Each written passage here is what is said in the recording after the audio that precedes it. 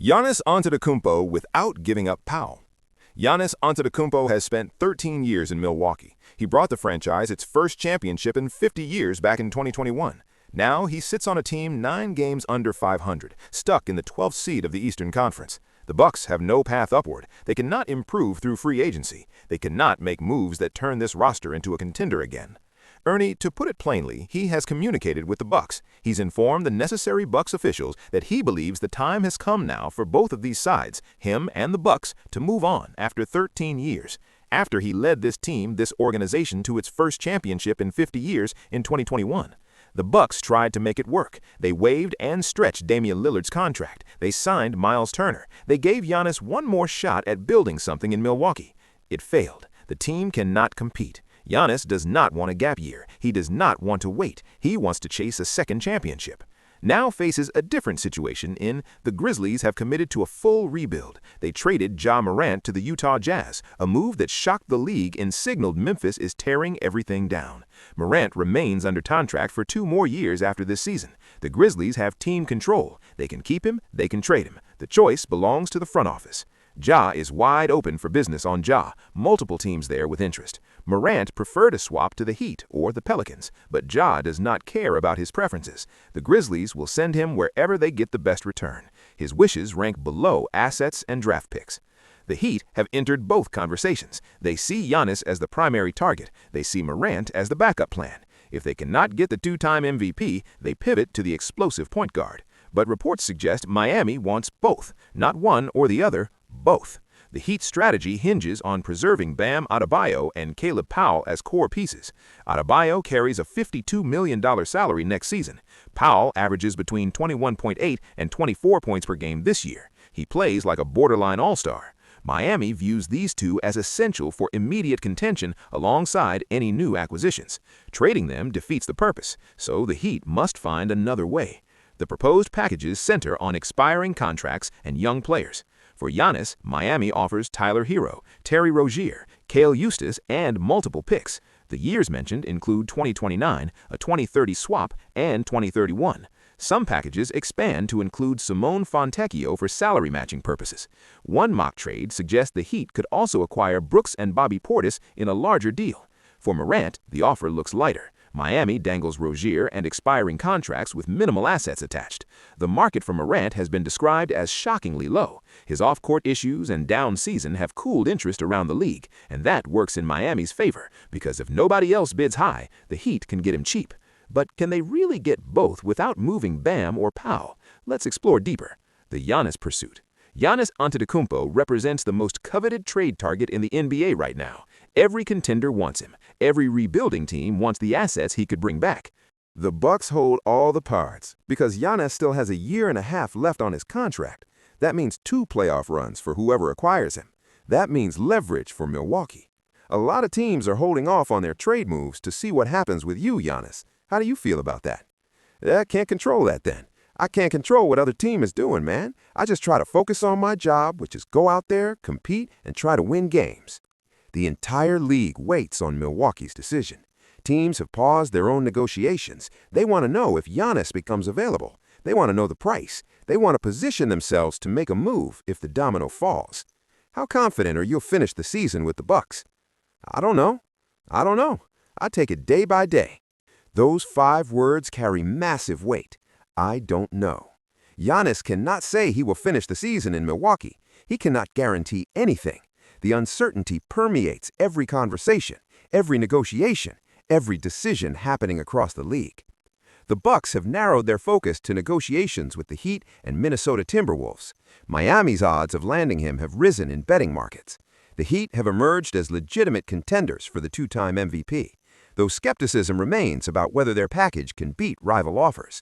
Giannis reportedly views Miami as his preferred long-term destination among potential teams. The city appeals to him. The big market status appeals to him. The championship culture appeals to him. Heat culture has a reputation. Players who arrive in Miami get pushed. They get developed. They get chances to compete. Giannis sees that. He wants that. But wanting something does not make it happen. Milwaukee demands more draft capital. Reports indicate the Bucks have made counteroffers to Miami, emphasizing the need for additional picks. The Heat's package includes young players, but the Bucks want futures. They want first-round picks that convey in 2030 and 2032. They want swap rights in 2026, 2029, and 2031. They want to rebuild properly, not just acquire bodies. Miami. Minnesota's offer, they have to kind of put it together. Miami has an offer that they could take. I think Golden State's offer is better because the unprotected picks post-staff I value more. Golden State looms as the primary competition.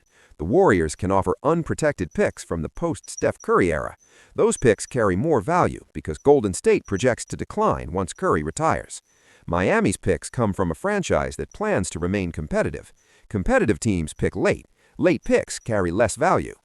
ESPN analysts note that Miami's offer might not be the strongest in talent, but could win out if Giannis pushes for South Beach. Player preference matters in these situations. Milwaukee can demand the best package available, but they also must consider where Giannis wants to go. If he refuses to commit long-term to a destination, that destination's offer loses value. Teams want guarantees. They want to know the superstar they acquire will sign an extension. The timeline creates pressure on all sides. Brian Windhorst laid out the stakes clearly. Midnight serves as the unofficial deadline before the official deadline. Complex trades require time. Lawyers must review contracts. Salary matching must work under the CBA. Third teams might need to get involved. All of that takes hours. If Milwaukee does not have a framework in place by midnight, the trade likely waits until summer. The Heat is exploring third or fourth team involvement to sweeten their package. More teams mean more creativity. Miami could flip assets through intermediaries to acquire additional picks. They could reroute contracts to make salaries match. They could construct something that gives Milwaukee what it wants without Miami giving up what it refuses to lose. Recent X discussions highlight real-time buzz, including sightings of Giannis at Miami International Airport and claims of a three-team deal nearing finalization. Rumors spread fast during trade deadline week. Not all of them prove true, but the volume of chatter suggests something real exists beneath the speculation. Some reports suggest the Bucks have informed the Heat they are not in the sweepstakes, shifting Miami's focus elsewhere. Contradictory information flows constantly. One source says Miami leads, another says Miami got eliminated. The truth likely sits somewhere in between. Milwaukee keeps multiple teams engaged to drive up the price. That negotiating tactic creates confusion by design. CBS Sports argues Miami is the ideal fit, beating out New York's veteran-heavy proposals. The Knicks have made offers, the Warriors have made offers, the Timberwolves have made offers. Each package carries different strengths and weaknesses. Miami's strength lies in the combination of young talent and Heat culture. Their weakness lies in the limited draft capital available. Giannis himself spoke about his situation in terms that left the door wide open. He said he wants to be a Milwaukee Buck until he retires and wins a championship there. He wants to stay, but only if staying means winning. If Milwaukee cannot deliver championships, Giannis will leave. The Bucks cannot deliver championships with this roster. Therefore, Giannis will leave. The logic follows clearly. That interpretation cuts through the diplomatic language. Giannis wants out. He simply wants the franchise to initiate the breakup so history remembers him as loyal. He gave Milwaukee everything. He delivered a championship. Now the organization must release him to pursue more. The Ja Morant contingency. John Morant serves as Miami's backup plan, but calling him a backup undersells the potential impact. The two-time All-Star guard brings explosive athleticism, highlight reel finishes, and playmaking ability that few players in the league can match. His market value has cratered. His off-court issues have scared teams away. His down season has raised questions about his future. All of that creates opportunity for the Heat. The Grizzlies have torn down their roster. They sent Jaren Jackson Jr. to Utah in a deal that signaled complete capitulation. Memphis no longer tries to win now. They accumulate assets. They position themselves for the future. Morant does not fit that timeline. He sits in his prime. He wants compete. He wants championships. Memphis wants draft picks. The Grizzlies are not open to working with Ja Morant to send him to his preferred destination. They will trade him wherever they get the best return. His preferences for Miami or Minnesota mean nothing to the front office. This stands in contrast to how some teams handle star requests. The Grizzlies prioritize assets over accommodation. Miami has shown interest in Morant for months, viewing the Heat's culture as a fresh start for him amid his off-court issues. Heat culture has rehabilitated players before. It has taken talented individuals with question marks and turned them into contributors. The organization believes they can do the same with Morant. They see potential. They see upside. They see a player who needs the right environment to thrive. However, Miami is unwilling to part with significant assets like young players or first-round picks, aiming for a low-cost deal similar to the Trae Young trade. The Heat wants Morant cheap. They see his depressed market value as leverage. They believe Memphis will eventually accept a lesser package because no one else offers more. The contract situation complicates matters. Morant cannot force his way out like an expiring player might. He has 2 years remaining. Memphis holds power. They can keep him past the deadline and revisit trades in the summer. They can wait for a better offer. They can demand more than Miami currently offers. The market for Morant is described as shockingly low. His off-court controversies have damaged his reputation. His inconsistent play this season has raised performance questions. Teams wonder if they get the all-star version of Morant or the version that struggles. That uncertainty depresses bids across the league. Potential packages from the Heat center on expiring contracts like Rozier and Fontecchio with minimal draft capital. Miami does not want to gut their future for Morant. They view him as a buy low opportunity. If they overpay, they lose the advantage that this depressed market provides. The entire appeal lies in acquiring him cheaply. If the Antetokounmpo talks falter, Miami could pivot aggressively to Morant, potentially even exploring a double acquisition without moving Bam Adebayo or Norman Powell. This represents the ambitious scenario. Miami gets both superstars. Miami keeps their core intact. Miami emerges from the deadline as the most improved team in the Eastern Conference. The Jaren Jackson Jr. deal opened new possibilities for Memphis. The Grizzlies can now absorb bad salary from other teams in exchange for assets. That flexibility changes the Morant equation. Memphis could take on unwanted contracts if teams attach picks. That creates new trade scenarios that did not exist before the Jackson deal. Reinforces Miami's pursuit with reports of internal discussions and Morant's camp pushing for South Beach. Social media fills with speculation during deadline week. Insiders drop hints. Aggregators amplify rumors. The volume of Morant to Miami talk suggests real conversations exist behind the scenes. Some skepticism exists, with ESPN noting a Heat pursuit is highly unlikely due to cap space priorities for 2028. Miami has financial considerations beyond this deadline. They project toward future cap space. Adding Morant's salary might compromise those plans. The Heat must balance present improvement against future flexibility. Reports indicate Morant purchased a house in Miami. Fans seized on this detail as evidence of an impending deal. Players buy property in many cities. Real estate investments do not guarantee trades, but the timing struck observers as notable. Why buy in Miami right before the deadline? The Grizzlies maintain leverage despite Morant's apparent preferences. They control his contract. They control the timeline. They can wait. Memphis faces no pressure to trade now. If they dislike current offers, they keep Morant and revisit the market in the summer when more teams can participate. Miami walks a delicate line. They want Morant but refuse to overpay. They view him as the consolation prize if Giannis falls through. They believe his market value will remain low. They believe Memphis will eventually capitulate. Whether that belief proves correct determines whether Morant wears a Heat uniform this season. The financial gymnastics. Acquiring 2 superstars without trading 2 all-star level players requires creativity that pushes against the boundaries of NBA salary cap rules. The Heat have constructed a strategy that relies on expiring contracts, young assets, and multi-team involvement. The math must work. The CBA must allow it. The other teams must accept the packages. All of these pieces must align perfectly for Miami's vision to become a reality. The Heat's strategy hinges on preserving Adebayo at $52 million next season and Powell averaging 21.8 and 24.0 points per game and seen as a borderline all-star. Miami views these two as essential. Adebayo provides elite defense and playmaking from the center position. Powell provides scoring punch and veteran presence.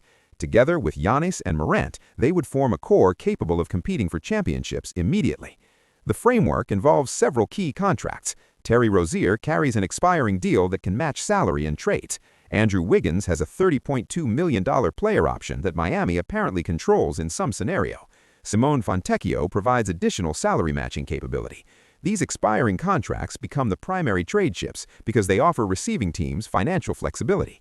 One hypothetical framework for Antetokounmpo includes Harrow, Ware, Rozier, Jack, Jakucheki, 2 firsts, and 3 swaps. The package strips Miami of nearly all their young talent and future draft assets. Harrow represents the biggest piece. The 2-time 6th Man of the Year contender brings scoring and playmaking. Ware shows promise as a young big man. Jaquez provides versatile wing play. Jakuchenius offers point guard depth. But the Miami offer, which has young players and a couple of draft picks in it, they could take that offer and especially if Giannis wants to do it. But it really comes down to why would they trade him if they don't have to trade him? The question cuts to the heart of the negotiation. Milwaukee holds leverage. They do not need to trade Giannis before the deadline. They can wait until summer when more teams can participate. They can demand better offers. Miami must convince the Bucks that their package represents the best available option right now. The package could potentially bring in Thanasis Antetokounmpo for salary matching, leaving a lineup of Devon Mitchell, Powell, Wiggins, Giannis, and Adebayo. That starting five presents interesting combinations. Giannis and Adebayo together create a dominant frontcourt defensively. Powell provides perimeter scoring.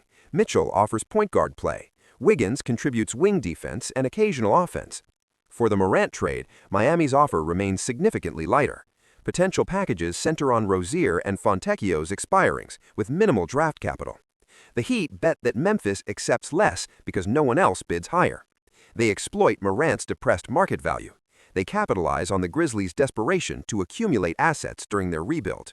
Multi-team involvement could flip Wiggins for additional picks to bolster the Giannis package, avoiding the tax hit while filling roster spots with buyouts or free agents.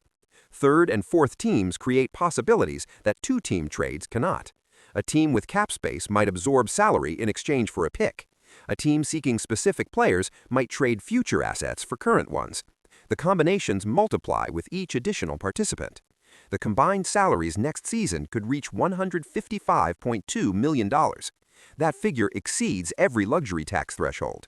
Miami would face significant penalties. The repeater tax compounds costs for teams that exceed thresholds in consecutive years. Owner Mickey Harrison must approve massive spending. The financial commitment extends beyond this season into multiple future years. The pros of this approach appear obvious, forming a top-tier core, with Antetokounmpo averaging 28.0 points per game and 10.0 and 0 rebounds per game. Morant as a dynamic guard, Adebayo defensively, and Powell scoring creates a legitimate championship contender. The Eastern Conference remains open. No team has separated as the clear favorite. A Heat team with this core immediately enters the championship conversation. The cons create significant concerns.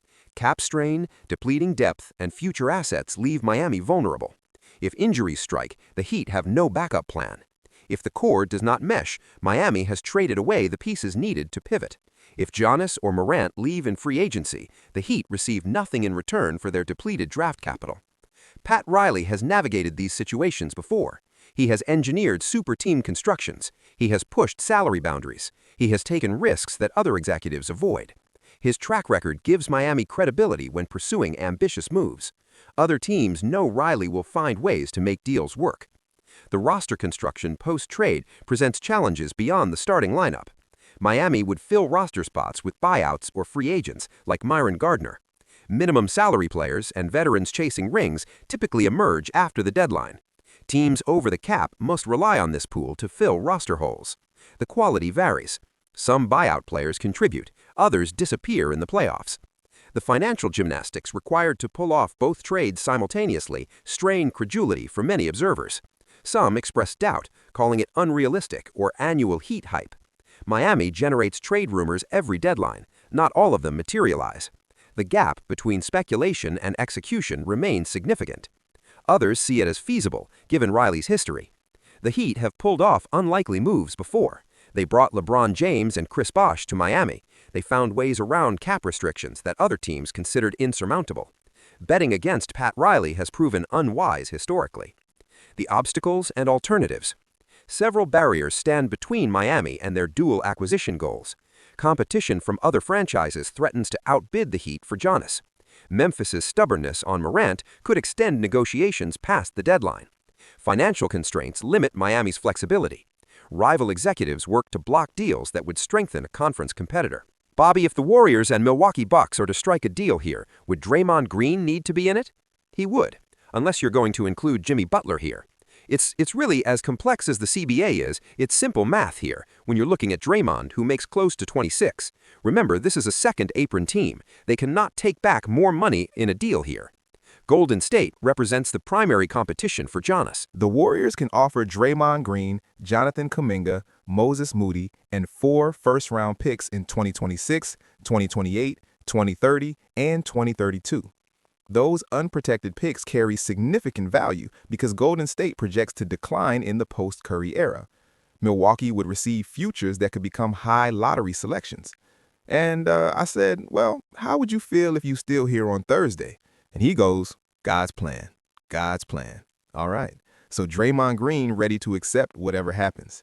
Jonathan Kuminga hoping, oh, he'll walk. He'll walk to Milwaukee. The Warriors have made their intentions clear. They want Giannis. They will sacrifice current players and future assets to acquire him. Steph Curry's championship window remains open for perhaps 2 more years. Golden State wants to maximize that window by adding a second superstar capable of dominating games. The Timberwolves have also entered the Giannis sweepstakes. Minnesota can offer packages centered on young players and picks. Anthony Edwards remains untouchable, but surrounding pieces could move. The Wolves want to pair Giannis with Edwards, creating a dominant two-man nucleus for years to come. Miami's Eastern Conference location presents both advantages and disadvantages. The path to the finals appears easier through the East. Cleveland, Boston, and New York present challenges, but not insurmountable ones. However, the Heat must compete against Western Conference packages that might appear more attractive from a pure asset perspective. The Knicks have made veteran-heavy proposals for Giannis. New York possesses assets and picks. They have young players and veteran contracts. The Madison Square Garden stage appeals to stars seeking maximum exposure. New York could emerge as a dark horse in negotiations if Miami's package fails to satisfy Milwaukee. The timing pressure intensifies with each passing hour. Complex trades require extensive preparation. Lawyers must review contract language, medical records must transfer between teams, salary matching must satisfy CBA requirements. The logistical challenges multiply when 3 or 4 teams participate in a single transaction. Giannis has not formally demanded a trade. He has communicated his readiness to move on. He has indicated that the time has come, but he has not issued the kind of ultimatum that forces a team's hand. Milwaukee can delay. Milwaukee can wait for summer. Milwaukee can extract maximum value by extending negotiations. If both targets fall through, Miami could pivot to smaller moves or stand pat. The Heat built flexibility last offseason with Powell's acquisition. They can run back this roster and compete in a weak Eastern Conference. They can make marginal improvements at the deadline without pursuing superstars. The backup plan lacks excitement but provides security. The Heat's culture and ability to rehabilitate stars like Morant make them appealing. Players recognize what Miami offers. The organization pushes players physically. It demands accountability. It creates environments where talented individuals maximize their potential. That reputation attracts stars who want to compete rather than coast. Cap mechanics and rival bids could derail Miami's plans. The CBA creates hard boundaries that creativity cannot overcome. Second apron teams face severe restrictions. Salary matching requirements limit flexibility. Teams cannot simply want a deal to happen. The math must work. The rules must allow it. The competitive landscape shifts constantly during deadline week. New information emerges hourly. The package offers change. Teams recalculate their positions. What appears certain at noon collapses by dinner. What seems impossible in the morning happens by midnight. Brian Windhorst and Shams Charania highlight Miami's position among finalists for Giannis, but the dual acquisition is seen as a long shot, potentially league-breaking if executed. The ambition alone deserves recognition. Few franchises would even attempt to acquire 2 superstars while preserving their existing core. Miami's willingness to pursue the impossible reflects the organization's self-image as an elite destination capable of assembling championship rosters through sheer force of will. The next few days will determine whether the Heat's ambition translates into reality. Either Miami pulls off one of the most stunning deadline acquisitions in NBA history, or they return to their current roster and plan for the summer. The gap between those outcomes represents the uncertainty that makes deadline day compelling. So think about it. If the Heat somehow land Giannis and Morant without sacrificing Bam, would this instantly break the NBA's balance of power? Let me know your thoughts in the comments section. For more videos like this, click on this next card on your screen.